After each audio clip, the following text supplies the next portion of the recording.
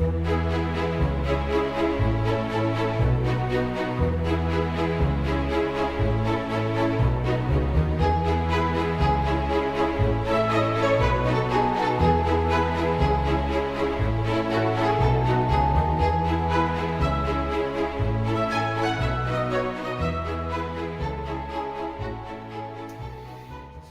I said that I'd do a follow-up on the other videos that I did earlier concerning what Shabir Ally had said a week ago on the 19th of May, a little over a week ago now, and his intent in that video was to say that these variant Qurans, these different readings, kept on referring to these readings, and he referred to the North African reading, and he referred to this one here, the Quran that we have today. This is known as the Hafs text. He never said it by name. He called it the 1924 Egyptian text or the Cairene text. It's the Hafs text, and you'll see why he didn't want to use the name. And he was saying that if you look at these different Qurans, they don't really change the meaning when it comes to doctrine, when it comes to belief, and when it comes to practice. And so he kept on wanting to refer to that, trying to make sure that we did not did not call these completely different Qurans, that they weren't saying thing. Because as far as he was concerned, they were all saying the same thing as far as doctrine was concerned. Taking from our line concerning our Bible, where we have said very clearly that in the variants that we have, the New Testament, on the Mark 16, verses 9 to 20, the Gospel of John, chapter 7, verse 53 to John 8:11, the woman caught in adultery, and 1 John chapter 5, verse 7 and 8. Those variants that are well known, we've talked about them. They've been around since the 1800s. This is not new material. And our comeback always has been, and rightly so, that when you look at those verses that have been added into Mark and John and in 1 John, there's nothing there that is not found elsewhere. There's no new doctrine. There's no new belief. And so he was trying to take that line and say, when you look at the Wash, he didn't call it the Wash, he just called it the North African edition. When you look at the Quran we have today, there's not really any difference. And he was very clear that this did not add anything to the Quran. Now what I want to do now is move on from that and look at what he didn't say, because that was only the first 2 to 3 minutes of a 12-minute video. I want to look at the next 9 minutes, because he made an awful lot of, he exposed himself, and you can see that he was very cautious throughout the video. He wanted to make sure that he could not be pushed into a corner, and that's understandable, because this is something that Shabir has had to work with, my goodness, for quite a few years. I've been engaging with Shabir since 1998, so since the last century, when we had our first debate. We had another one in 1999, another one in 2000. The last one I've had with him, the 6 debates I've had with him, was in 2014 on this very issue, which is fascinating, because you can see he hasn't moved since 2014. What he is trying to do, and this is something that we need to realize, he's trying to be very careful, because after the 2014 debate, when I really hit him strong with the consonantal variants of these 6 different manuscripts, and I introduced, these are the manuscripts that came from the doctorate put out by Dr. Dan Brubaker, which he got in 2014, and I introduced the Topkapi, the Samarkand, the Maitel manuscript. I introduced the Petropolitanus, the Husseini, and the Sana'a manuscript. Those 6 in 2014. At that time, I mentioned that there were substantial differences, about 800, that Dr. Dan Brubaker had found. And he was not prepared for that. He did not know how to answer that. He spent 19 minutes talking about the number 19, as I said earlier. Now we're in 2020. We're 6 years later, and this has come up. It's been a problem. It's been an albatross around his neck. He has to deal with these different Qurans. When Hatun and I, Hatun actually was the one that did all the work. All I did is get up on the ladder with her and help her expose this there at Speaker's Corner back in 2016. And when we held up those Qurans, that's why I put that video up to remind you. We did it actually more than once. I thought we'd only done it once. We'd done it 3 times, it looks like. And that's why I'm wearing different shirts at different times. When we held up those Qurans, and the reaction we got from the Muslims, because it was so devastating for them, because they had never heard that there are different Qurans. You can see that all this is coming back on Shabir Ally, and he's got to answer about this. He's got to come up with some conclusion. And so that's why he put this video out just a week ago, to help people understand what we're talking about. And to be fair, Shabir was trying to be as honest as he could, but he was choosing his words wisely. So that's where I want to go into now. I want to look at the next 9 minutes that he talked about, And I'm not going to play the whole 9 minutes. You can go watch the video yourself. I'm going to quote him, and I'm going to try to give you the minutes where he said it, so you can go look to make sure that I am quoting him correctly, because I don't want to misquote him. And after he talked about these 10 different recitations that they don't refer to beliefs or practice, notice the word he kept on using is recitation, recitation. And that's really where he wanted us to focus on. He really wanted us to focus on recitation. And that's why he spent quite a bit of time from the second minute, about the third minute on. He's talked about these ahruf. He wanted to come back to these ahruf. What he's saying, and this is what Muslims are all saying, and this is one reason why we need to be careful when we listen to Muslims when they try to explain their Quran. They would like us to stick to the ahruf and the qira'at equation. They would like us to stick to the recitations. They would like us to stick to the readings. That's all they really want us to spend our time and energies on, because that is, you can pretty much explain away. You can say, listen, there are many different readings. There are many ways to say the same thing in Arabic.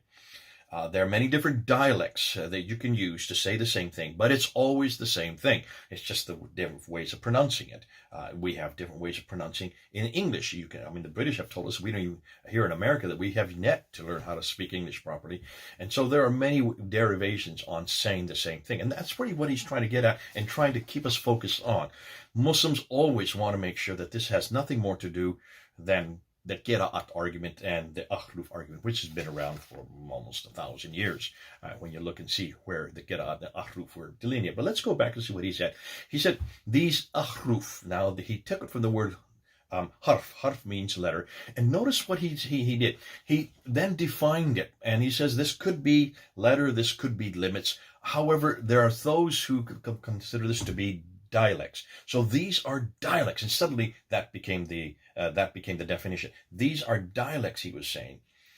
And he says the way you say it in the different dialects is fine, because remember, it's only those things that are sufficient for salvation, is what he said around the third minute, that we need to be concerned about. So if there's anything that you're saying in a dialectic way differently, or you're citing in a different dialect, if it goes beyond what is sufficient for your salvation. For instance, and notice what the example he gave. For instance, if you have in one case where they're saying there's one God, and then later on, or in another recitation, there are more than one God, and that's a swipe at us. He's confronting Christians because of our view of Jesus as God. Nonetheless, he's saying something that drastic, then we should be concerned. But there's nothing like that in any of these dialectical differences, these recitation, these readings. So you can see he's getting us focused on the readings. He said there were regional dialects during the time of Muhammad, and about halfway through the 5th minute. There are regional dialects, and so this makes sense. Now listen what he says there in the 7th minute, and this is what was fascinating. So the precise words, which are the vehicles through which the important teachings are being disseminated, were not so important. The teachings were important, but the precise words to preserve them were not of paramount importance. They did not trump in importance the need for the message of the Quran to be absorbed, to be practiced, and to be taught by others. And in fact, if the Prophet Muhammad, on whom be peace, had insisted on his followers that they should pay due importance to the wording of the Quran, to get every letter and sound correctly, then that may have detracted from the focus on getting the message across and implementing that in the lives of new Muslims. The precise words were not important, just the teachings. Woo, that's quite an admission. I don't know if any of you picked that up if you watched it. And I'd like to know how Muslims would respond to that. So the precise words were not important, just the teachings. As long as you said the right thing, as long as you got the right belief, as long as you got the right doctrine, as long as you got the right practice, it didn't really matter how you said it, what dialect you said, or even how you pronounced it. If they spent all their time getting every word and every letter correct, that would detract from getting the message across, is what he's saying. So he's already admitted that there could be a possibility that the words were not the same. Well, that shouldn't surprise us too much, because remember, when Muhammad received each one of these revelations between 610 and 632, that 22-year period, he would then recite it every year to his followers, and they would memorize it. Sometimes they'd write it on bones, stones, and pieces of bark. There's no reason why he could have maybe. Did he recite it the same way every year? Was that the same way that was the angel Gabriel had given it to him? Is he would listen to the other reciters to make sure they heard it right? But who's to say he got it wrong? So you can see these are questions that can come up when you're talking about recitation. Recitation, by definition, is open to corruption. It's open to embellishment. It's open to accreting and deleting. That is the nature of the beast of recitation. And he admits that. In the 8th minute and about 8:45 into his talk, he repeats the saying and the teaching of the Quran without necessarily getting precisely the same words in which they were first delivered by the Prophet Muhammad, on whom be peace. So there was this period in which Muslims had the opportunity to teach others the Quran without insisting on the precise words. But then it came a phase when, if we allow this to continue ad infinitum, you can imagine that somebody gives it in their own words, and then somebody else gives that new summary in their own words, and then the third person gives it in their own words. Then eventually the whole message can become diluted. The original words will be lost. Ooh, so he was admitting that you could lose it if you have many people reciting it. And that was the reason, he said, that Uthman in 652 commissioned a committee to make the final text. Now, he jumped to that without even thinking through, and I would have liked him because at that moment, what he was admitting is this is open to a corruption. He's admitting corruption there. There could be corruption in the recited word. He's keeping our focus on the word. I want to get to text because that's going to come up, and that's where where his downfall is. So he's keeping us on this idea of recitation. He's keeping us on this idea of the ahruf in the Qira, these readings, way you say it. These are just dialectical readings. However, he admits, you could get it wrong. There could be many different ways that you recited it. And that's why Uthman was commissioned Zayd ibn Thabit. So who's this Zayd ibn Thabit? Well, see, this is something he didn't talk about. And I would have loved to have talked about this. Who is Zayd ibn Thabit? Well, lo and behold, it turns out that Zayd ibn Thabit is the secretary of Muhammad. Hold on a minute. What do secretaries do? Do they recite what someone has said, or do they write down? Isn't that the job of secretaries, to write down what Muhammad said? So he had 22 years to write this down. Why didn't he write it down? That's a question we need to ask. That's something we could ask later on. Because by the time that Muhammad died, it was not written down. That is very evident when you go back to Sahih Bukhari. And this is why you need to come back to Sahih Bukhari. You need to come back to these two different pages. I'll put them up on the screen so you can see. You need to go back to Sahih Bukhari, volume 6, hadith number 509 and hadith number 510. Because that is where all Muslims have to go to find out how the Quran was compiled. There is the story. On this page, hadith number 509 is the 632, the recitation of what we know as the Abu Bakr recension, the recension of Abu Bakr. This is 632, between 632 and 634. Read it, and you need to see what it says here. It's very clear that the Quran had not been written down. What we see here, as we read through this, we see, and I'm just going to summarize it because it'll take too long to go through it, and I don't have that much time. It's very clear that when Muhammad died in 632, it had not been written down, and those who had memorized it, these are the companions who had memorized it, were starting to die. In fact, at the Battle of Yamama, 70 of them were killed, according to what the traditions tell us. Now remember, everything I'm going to tell you is on the traditions, but this is what Shabir Ally is dependent on. He's dependent on the same traditions that I'm referring to now, including this one. So here you have in 632 to 634, that 2-year period, sometime there was this Battle of Yamama where 70 of these reciters died. Now, that was so substantial that this caused huge alarm in the ranks, certainly amongst Abu Bakr and Umar, who was going to be the second caliph. They realized that there was a problem here, because if all the reciters died, there would be no Quran. They needed to get this written down, proving to me, and I hope you're picking this up, proving to me that recitation is not good enough. Why didn't Shabir Ally pick this up? Recitation is not good enough. Reading the different ahruf was not good enough, because you have to have it written down at some point so you know what to recite. There has to be something you have to memorize. There has to be something that you read. and that which you read has to be a written text. So you can see Abu Bakr and Umar saw something that Muhammad didn't see, that's something that Zayd ibn Thabit didn't see, because even Zayd ibn Thabit, when he was commissioned and he was given this task to do this, what does he say? How can I do that which the Prophet did not do? He says. In other words, how can I do something that the Prophet didn't even dare to do? He didn't write it down. And who are you asking me now to write what the Prophet didn't do? Nonetheless, he finally relented. And so he wrote it down, just alone. He wrote it down by going to all that had survived. He went to bones, stones, pieces of bark, and he wrote it down. And that was given to Abu Bakr, who then gave it to Umar, who then gave it to his daughter, whose name is Hafsa, or was Hafsa, one of the wives of Muhammad. Now, here's the big thing that I want to, I would have loved to sat there and talk this over with Shabir Ally. Okay, so you're talking about a written text. So now we're talking about a written text. We're no longer talking about recitation. Let's talk about that written text. Let's talk about that first recitation. Let's talk about that one that happened in 632. That was not copied. It was not sent to any cities. There was no reference of it being a universal copy that was canonized at that time so that everybody then could read it, so they wouldn't have this problem with recitation after that.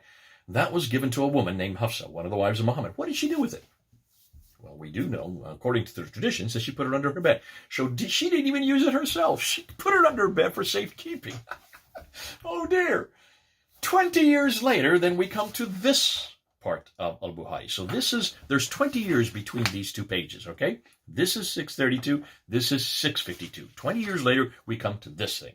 And this is where it really gets juicy. And this is where Shabir Ally is having a problem. And this is why he is trying to explain this. So what does he say? Well, here, 20 years later, 652, we're time at Uthman now.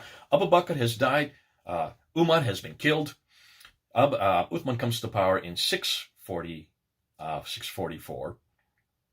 We're now about 652. And this guy named Hudayfa, let me just read it to you. Hudayfa was afraid. He comes to Uthman. He says he is afraid that the people of Sham and Iraq, Sham would be Syria today, in Iraq, so you know where those are on the map, that northern area.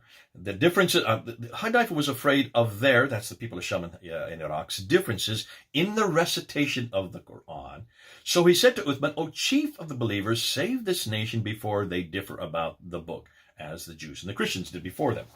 So, this is recitation. And now Shabir Ally's on really strong ground because we're talking about differences in recitation. So he's saying, so this is what they're talking about. These are the different dialects. These are the things that as people start, as he says, as people start doing it, their own words, as they start doing it in their own words, the message could be lost. And this is what Hudayfa is talking about. So he's on strong ground here because he's referring back to Sahih Bukhari. So it could be lost. And that's why, because of the fact the recitations were so different in the northern areas, way up in Syria and Iraq, it's those northern people, they're hopeless when it comes to memorization.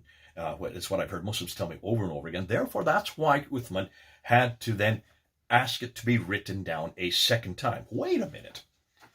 Wasn't it always written down, of course, but second time means there was a first time. Yes, we know there was a first time because that's here in this paper. This is the first time. So it's already written down. You're having people with different recitations. So where's the problem? Just go back to the original. And that's what he does. He goes back and he asks for Hafsa's copy. He gets Zayd ibn Thabit, wakes him up, says, look, you've been not doing anything for 20 years. I want you to now to rewrite it again. Why would you have to rewrite it if it's already written? Why don't they just take Hafsa's copy? Well, it gets even better. Because what it says here is that Uthman has him along with Hisham, Zubair, and Al-As. The four of them. So four of them were to then rewrite it. And if they had any disagreement, I don't know how you can have disagreement. All you're doing is looking at one copy and you're just copying it again. Copying it exactly, word for word, letter for letter. Remember, this is God's holy word. This is the eternal word. So all they have to do is write it down exactly like it was in Hafsa's copy. That should be a no-brainer until you get and see what it says. In case you disagree, Uthman says to Zayd ibn Thabit, on any point in the Quran, then write it in the dialect of the Quraysh. The dialect of the Quraysh. And here's where everything comes apart. Here's where everything comes screeching to a halt. And Shabir Ally didn't see this, and no one else seems to understand this, because how then, this is not a recitation anymore. This is a written text. In case you have any disagreement, write it. That means written down, Arabic in a written text. In the what text? In the Qurayshi dialect. Hold on a minute. Do any of you see what I see? Have you any of you picked this up? Obviously, Shabir Ally didn't see it, or if he didn't say it, because this is a real glaring problem. And nobody seems to understand this. How can you write something down, written down, in a dialectical text unless you have vowels? Because dialects, by definition in Arabic, require vowels and require dots, require dialectic differences. You need to have vowels. You need to have the dama, the little curlicue that goes above the word. That's the u sound. You need to have the fatha, the little slash that goes above the letters. That's the a sound. You need to have the kasara, which is the little slash that goes under the letters. That's the e sound. So u, a, e. You need to have those three vowels. You have short and you have long ones of those three. But those are the only three vowels that you have in Arabic. Those did not exist in 7th century. Take a look at all these manuscripts. Let me just put a few up here. Just take a look and see. Here, just take a look at these manuscripts here. Here you can see the Sana'a manuscript. Here now we'll show you the top copy. Let's look at the top copy. Can you see any vowels on any of them? Is there any dama? Is there any kasra? Is there any fatha? I don't see any. And even all of them, do you see any dots in them? Do you see any dots here in any of these manuscripts? Take a look. There's no dots there. So this was in the 7th, this is now the early 8th century that I'm showing you these manuscripts. These aren't 7th century manuscripts. These are 8th century manuscripts. Arabic didn't have, you couldn't read it. And that's why I gave that other video. I put that video up there so you can see what I'm talking about. There was no reference point, or there was no possibility to have a Qurayshi dialect written in a written text. Because not in the 7th century, but remember, when were these written? When were these documents, these 2 pages, Al-Bukhari, volume 6, 509, when were they written? 509 and 510. These were written in just before 870, between 850 and 870, the last 20 years of his life, when Bukhari finally died. That's the late 9th century. So here you have a real glaring error. Al-Bukhari did not realize, did not know, he didn't even know his own history. He certainly didn't know how Arabic, how it evolved. He didn't know that you cannot have dialectical differences in a written text, in a recitated text.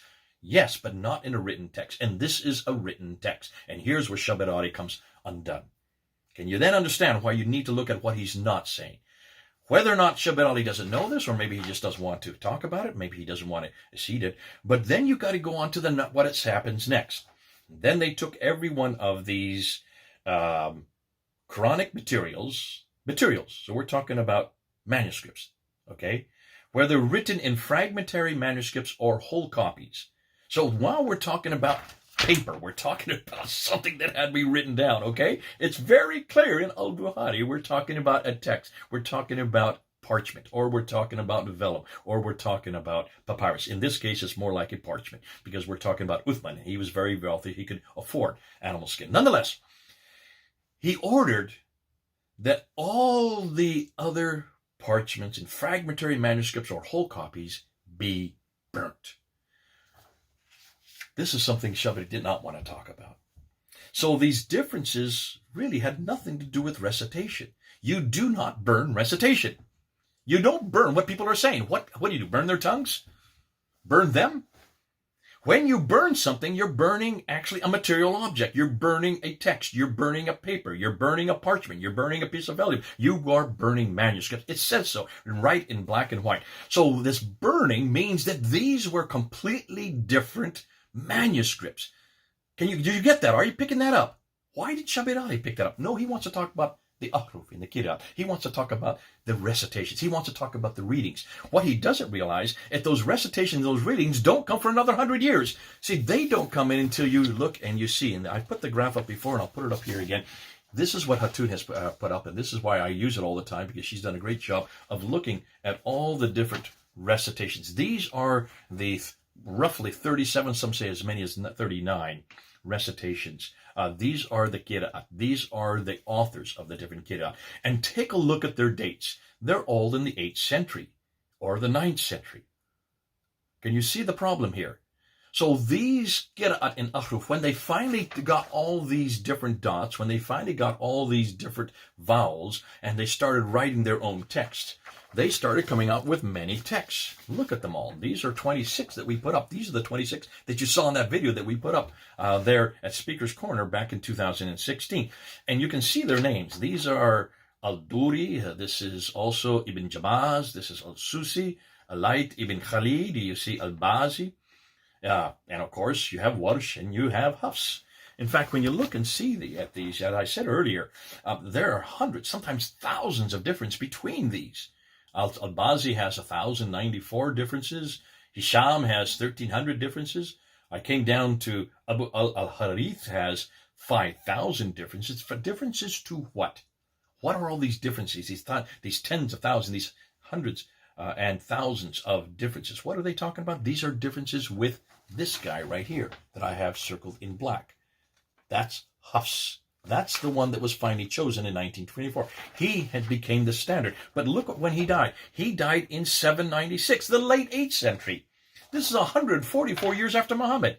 So when Shabir Ally is talking about all these qira'at, all these different recitations, he's talking about something that happened 100 years later, not at the time of Uthman, not at the time of Muhammad, not at the time of Abu Bakr or Umar, not in the 7th century at all. These are 8th century. And this is what happens when you start adding dots, when you start putting vowels in, you don't know where the vowels go. You don't know where the dots go. And depending what dialect you come with, you put your dots different than the other dialect. You put your vowels different than the other dialect. And that's why there are dialectical differences in the 8th century, but not in the 7th century. Can you then see why? Oh, I'm sorry, this way. Not in the 7th century. In the 8th and 9th century, yes, but not in the 7th century. And this is why Shabir Ally, he's keeping our eyes over here. He wants us to keep our eyes on the 8th and 9th century. He wants to say this is a problem that happened, but he's redacting it back to the 7th century, as every Muslim do. They take what is going on in the 8th and 9th century. They take these exercises by all these different students in 5 different cities, in Basra, in Kufa, those are in Iraq, in Syria, and in Medina, and in Mecca. So these are places in Saudi Arabia today. These are places in Iraq. And these are cities, well-known cities in those different locales where students were putting together their different versions of where the dots go and where the vowels go in the 8th and 9th century, not in the 7th century. Shabir Ally would like to think this is happening at the time of Uthman. No, this is not happening at the time of Uthman, because there were no dots at that time. And these were actually written texts that were being burnt. And since they were being burnt, that means that they completely disagreed with that, which was the final copy that was then given by Zayd ibn Thabit to Uthman, according to Al-Bukhari. Volume 6, Hadith number 509 and 510. Now, why didn't Shabir Ally mention this? Why didn't Shabir Ally mention about these burnings? Why didn't Shabir Ally mention that if you're burning something, it has to be material? These have to be written text. Why didn't Shabir Ally talk about that? Because that's the elephant in the room that no one wants to talk about. He doesn't want to talk about it for very good reason. Because look what it says next. In the next thing it says is that Uthman then sent to every province one of these copies, not a recitation, not a reading, but a copy of this finalized, canonized text that was then created by Zayd ibn Thabit, Zubair, Alas, and Hisham. Can you see that Shabir Ally doesn't want to talk about this next thing? Because if you're sending him out to every province, most scholars and most of your traditions can claim that there are only 4 of these that were sent out, 4 copies. One was sent to Basra, one was sent to Baghdad, one was sent to Damascus, and one was left in Medina. But if they're provinces, if you're looking at provinces, Hutton brought this up when we were on the ladder many years ago, and she says, hold on a minute, how many provinces were there? So she looked back to find out where the provinces were, and she found out that there were 9 different provinces at the time of Uthman. If this is 652 at that time, you had Basra, Baghdad, Damascus, Jerusalem, Cairo, Alexandria, Aden, Herat, and Nishapur. Well, take a look. How many do you have? I count 9 fingers. 9 different provinces, 9 different cities. Every one of those 9 cities for the last 1400 years have been under Islamic control. And in the last century, Jerusalem has now been wrested from their control. But all of them for 1400 years, except for Jerusalem, are still under their control today. So where are those 9 copies? Now, I'm not going to demand the 9 copies. I would like to see where the 4 are, though. Basra, Baghdad, Damascus, and Medina. Where are those 4? Can you show me even one of those copies that were sent to those 4 cities or those 9 cities in 652? Can you show me one? See, Muslims can't come up with even one of them. That's what Shabir Ally doesn't want us to talk about. That's why He was trying to get us deflecting, and trying to get us to talk about only the Qira'at, the Ahruf. And you're going to hear Muslims do this all the time. Every time you hear Muslims who want to defend their Quran, they're not going to talk about the minutiae that you read in Al-Bukhari. But this is all they have to go on.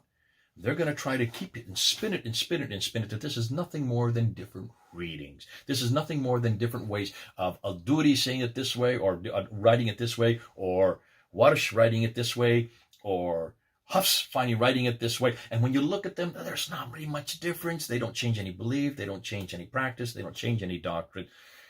Well, actually, they do, but that's not really the big thing. That's really what he wants you to think about. That's really why they've had 1,000 years of these traditions, and that's why you will find these copies. That's why Hatun was able, and her team were able to find them. And now she didn't buy them all, but she found the people that bought them for her and brought them to London, and that's why she's up to 37 now. I have 26 there, and then in this one here, and these are 34. This is the last picture I took with her. These are 34. Oh, I got it upside down. These are 34 that she has now. I've just been told she's up 3 more, so she's up to 37 of these different Qira'at, these different ahruf, which means you can buy them today in places like Yemen and Jordan and in Morocco. You can still get them today. They're still available. And the reason why they're available, because they don't really consider this a real problem. And for a lot of Muslims, they think that's all we want to talk about. That's all you want to, that's all they want you to hear. And that's why Shabir Ally was focusing on the Qira'at. What he's going to have to do is talk about the elephant in the room. And sometime he's going to have to talk about the textual problems, the textual history of the Quran. I remember when I was just a year ago, I was there in London up on the ladder. You can see the video. I'm not going to put it up here because it takes about 30 minutes, where Mansour Ahmed got on the ladder with me when we were introducing Dan Brubaker's newest book, the only book, the first book on these 20 corrections. And the corrections we were introducing at that time were nothing to do with Qira'at, were nothing to do with Aruf, although he thought they were.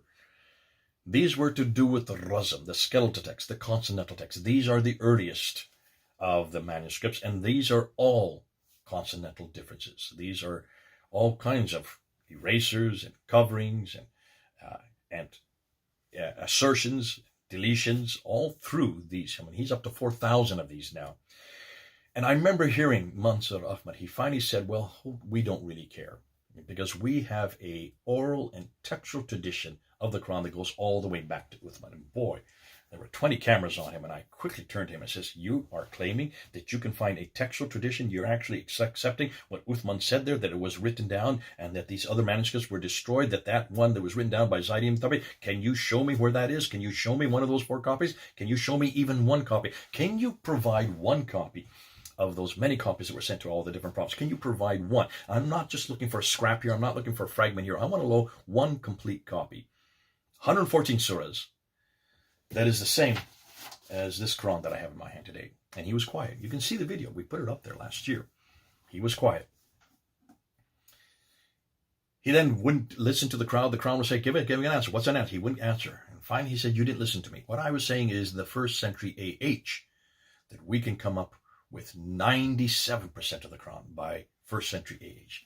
So that's not, see, the first century AH goes up to 719. That's the 8th century. That's well into the 8th century. That's almost 20 years into the 8th century. I said, and I gave him 2 extra years. I said, okay, by 721, can you show me one complete manuscript, 114 surahs, that you can date by 721? I'm giving him 2 extra years. And he says, I can come up with 97%.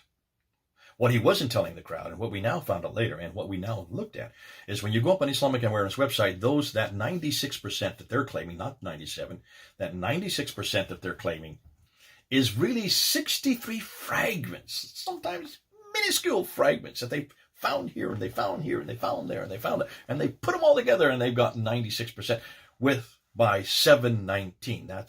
We're talking about, goodness sakes, you're talking about 70 years after Muhammad's death. So this is a good 60 years after Uthman. They can only come up with these fragments. What they don't know is we've looked at those fragments. And those fragments are not from 719. I'm not going to tell you what I know now. We're going to do a whole series on this, so that's something yet to come. But we can pretty well know that there was no Quran at all. Not any manuscript that is 114 surahs from the first century of Islam. Mansour could not answer that on the day, and that's why he hasn't come back to us since then.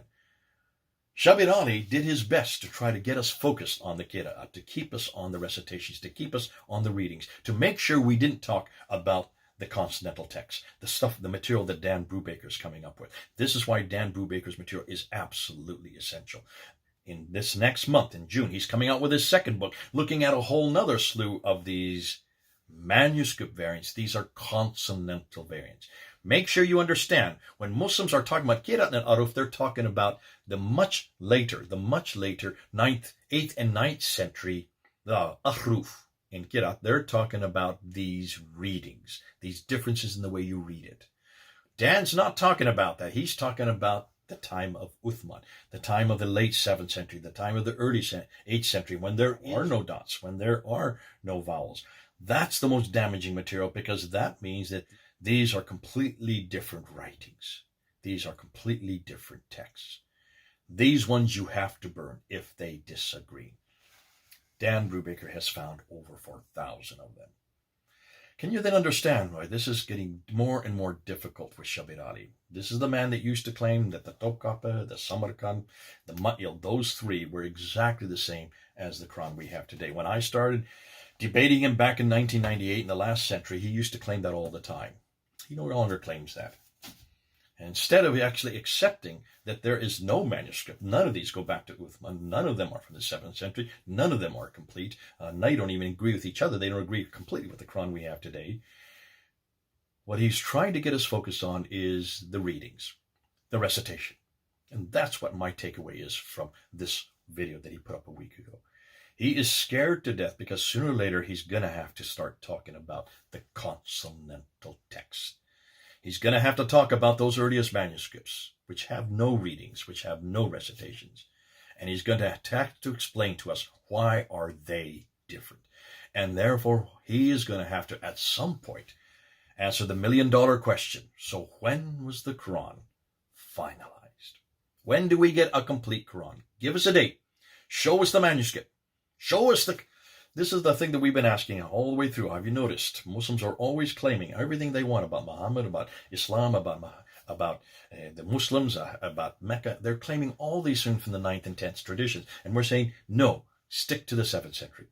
Have you noticed all these videos that I've been putting up? This is stick to the 7th century, stick to the time that Muhammad lived. Look at the century he lived and prove to us that there was an Islam. Prove to us that there was a Muhammad who is just like the traditions you're talking about in the 9th and 10th century. Prove that he lived in a place like Mecca, as the 9th and 10th century say he did. Prove that there were people called Muslims and there was a religion called Islam before 690, the late 7th century. Prove that there was a Quran.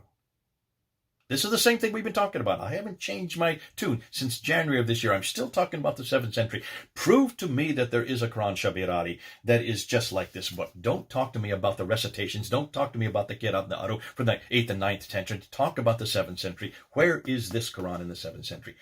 Boy, I've been asking this since 1998. 22 years ago I asked this. I'm still asking it. Can you then understand why he is being put into a box? Bless him. He has to say what he has to say. Bless him. He's trying his best to be as honest as he can. I'm so glad I'm not in his shoes. I'm so glad I'm not having to defend this book. I'm so glad I don't have to defend the claims that Muslims make about this book. Nonetheless, we don't have to make those kind of claims because we know our Bible is not an eternal book. It is not written on eternal tablets that sit in heaven. We know exactly where it came from. We know who wrote them. We give the names of the people who wrote them. Therefore, we've passed this test. We don't have this problem. We don't have to try to get people off on something else that we don't want to talk about. Thank God for the Bible, folks. I hope you're getting it. And let's see Shabir Ally come all the way home. He's got to realize this is not a book you can defend. This is not from God. This is not from eternal tablets. It's not even from Muhammad. It's not even from Uthman. Okay, so he puts 1924 as the date it was canonized.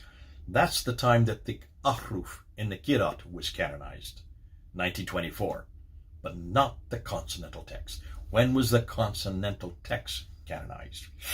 There's the question I ask. That's the question I leave with you. And all you Muslims who are watching me, I want to hear an answer. Where was this Quran in the 7th century? Where is this Quran in the 7th century at the time of Uthman, 652? Show me.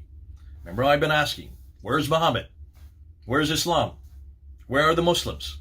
Where's Mecca? Where's the Quran? Okay, this is Jay. Over and out. God bless you. I've got to get to sleep.